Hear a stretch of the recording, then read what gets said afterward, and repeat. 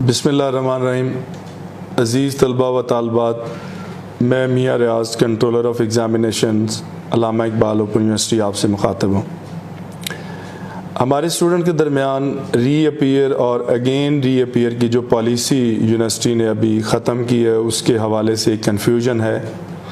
और शायद कुछ अनासर जो हैं वो जानबूझ के इस कन्फ्यूजन को फैला रहे हैं। तो मैं उसके ऊपर चंद एक बातें जो है आपसे करना चाहता हूं और कुछ चीज़ें मैं आपके साथ जो आपकी सेटिस्फेक्शन के लिए क्लियर करना चाहता हूं। पहली बात तो ये है कि आपको पता है कि पहले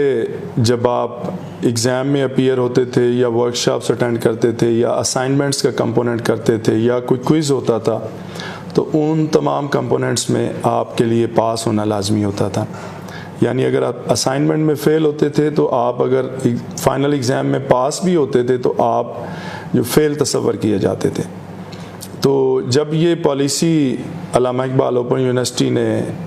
इसको फ़ेज़ आउट किया है तो आपके लिए कुछ रिलैक्सेशन भी दी हैं। पहली रिलैक्सेशन तो ये है कि अब आपके लिए तमाम कंपोनेंट्स में सेपरेटली पास होना ज़रूरी नहीं है। आपके मैट्रिक कैफ़े में अगर फ़ाइनल जो आपका एग्ज़ाम है उसमें आपके 40% मार्क्स होना ज़रूरी है, यानी आप उस कंपोनेंट में पास हों, तो बाकी तमाम कंपोनेंट्स और इंक्लूडिंग एग्ज़ाम को मिलाकर अगर आपका एग्रीगेट 40% बनता है तो आप पास तस्वर किए जाएंगे। इसी तरह जो हमारा एसोसिएट डिग्री प्रोग्राम है, जो बीए प्रोग्राम की रिप्लेसमेंट है, उसमें फ़ाइनल एग्ज़ाम में आपके 50% पासिंग मार्क्स होना ज़रूरी है और एग्रीगेट अगर आपका 50% या उससे ज़्यादा है तो आप पास तस्वर किए जाएंगे। इसी तरह जो हमारे बीएस और जो बीएड प्रोग्राम या दूसरी एसोसिएट डिग्री प्रोग्राम्स हैं कि जिसमें जो ग्रेडिंग स्कीम है वो 20% असाइनमेंट्स के मार्क्स और 30% वर्कशॉप और क्विज़ के मार्क्स और 50% जो एग्ज़ाम के मार्क्स हैं,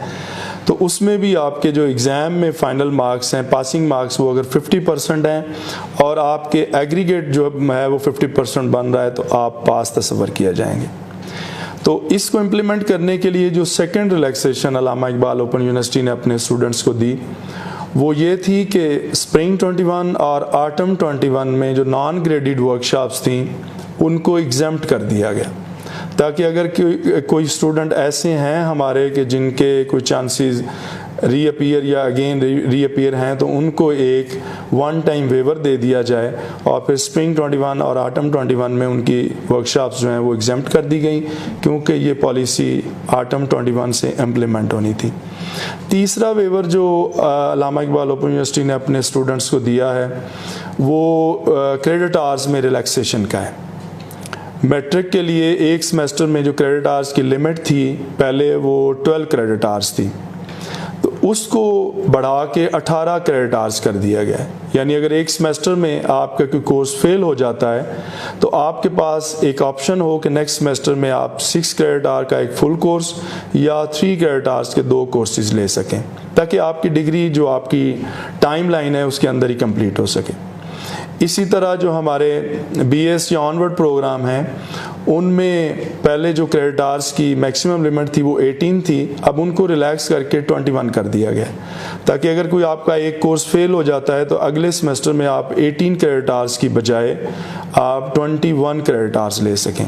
तो अज़ीज़ तलबा व तालबात, अफवाहों पे ध्यान ना दें और जो पॉलिसी है उसको ध्यान से पढ़ें। फिर भी अगर कोई कन्फ्यूजन हो तो अल्लामा इकबाल ओपन यूनिवर्सिटी अपने स्टूडेंट को हेल्प आउट करने के लिए हर वक्त तैयार रहती है और इस इंफॉर्मेशन को अल्लामा इकबाल ओपन यूनिवर्सिटी ने electronic media, print media, social media और अपनी वेबसाइट के ज़रिए से और जो फ़ेस टू फेस इंटरेक्शन है स्टूडेंट्स के साथ उसके ज़रिए से और हमारे जो रीजनल ऑफिस हैं पूरे पाकिस्तान में, उन तमाम रीजनल ऑफिस के ज़रिए हमने अपने तलबा को वेल इन टाइम आगाह किया है। तो मेरी आपसे गुजारिश है कि अफवाहों पे ध्यान ना दें। आपका कोई भी इशू हो, कोई भी प्रॉब्लम आप फेस कर रहे हो तो अल्लामा इकबाल ओपन यूनिवर्सिटी या जो आपका करीब तरीन रीजनल सेंटर या रीजनल कैंपस है वहाँ पे रब्ता करें। आपका बहुत शुक्रिया।